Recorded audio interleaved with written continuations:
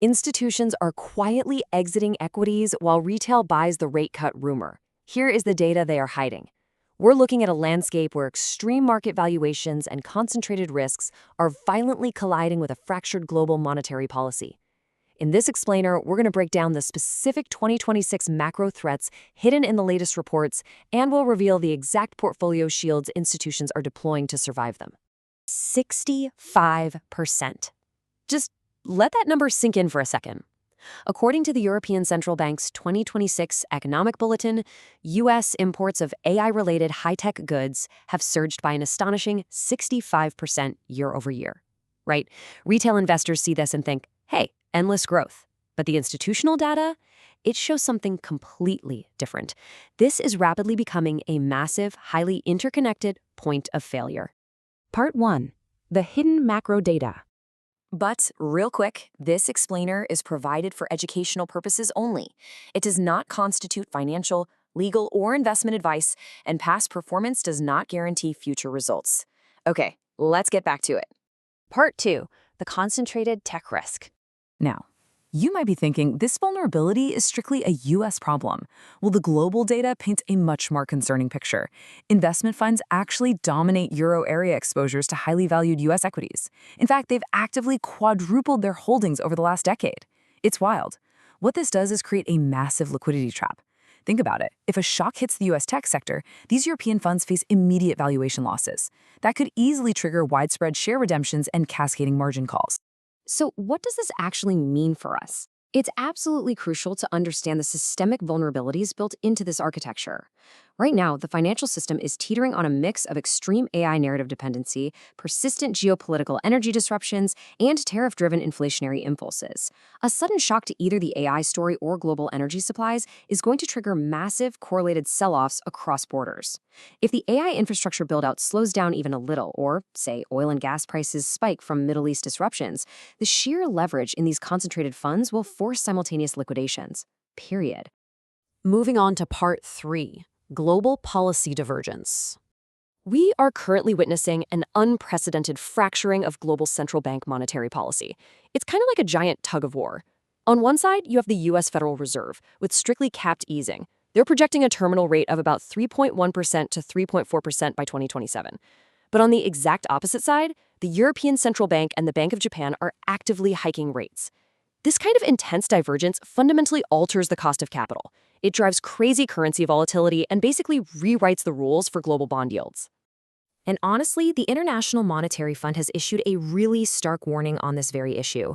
The IMF Executive Board explicitly stated that there is, quote, very little room to cut interest rates in 2026, particularly given the rise in energy prices. So that assumption floating around that the Fed will just seamlessly cut rates to save the market, it's completely flawed. Persistent energy shocks are feeding core consumer expectations, they're delaying those anticipated U.S. rate cuts, and ultimately keeping financial conditions much tighter for much longer.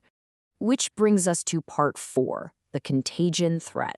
So when you take that extreme monetary divergence and smash it together with massive tech concentration, all roads lead straight to systemic contagion. The data clearly shows that geopolitical energy shocks hit equities disproportionately harder than localized AI shocks.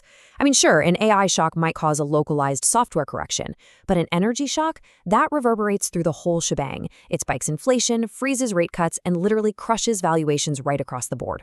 The European Central Bank's Financial Stability Review actually confirms this exact nightmare scenario. They noted that cross-asset correlations could rise sharply, leading to simultaneous repricing across asset classes. Let me be crystal clear about what this really means for your money. Traditional safe haven correlations are failing. The classic 60-40 stock-to-bond diversification model, it's dead in this environment. When inflation shocks and tech sell-offs hit at the exact same time, equities and bonds just drop together. There's nowhere to hide.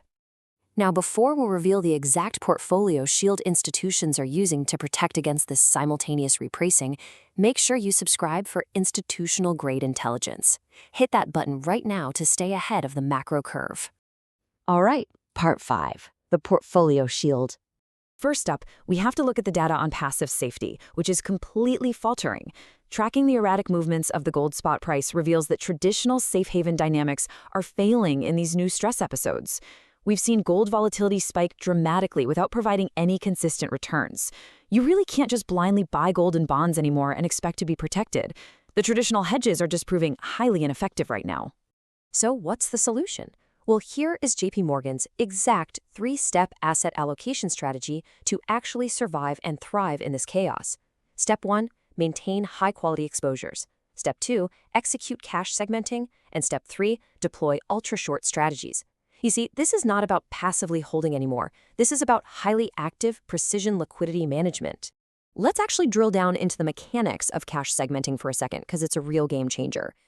In this environment, you absolutely must prioritize immediate liquidity. Basically, cash segmenting means you hold your necessary operating balances strictly in high-quality money markets for capital preservation. Doing this totally insulates your portfolio against sudden margin calls and cross-asset repricing. You only selectively extend duration when it is absolutely necessary, and only into ultra-short strategies. By segmenting your cash like this, when that correlated sell-off hits, you actually have the immediate liquidity to survive and scoop up discounted assets, all while everyone else is forced into devastating fire sales.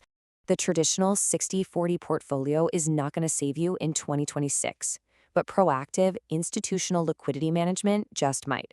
For the complete breakdown of the ECB's banking sector vulnerabilities, click the explainer on your screen right now.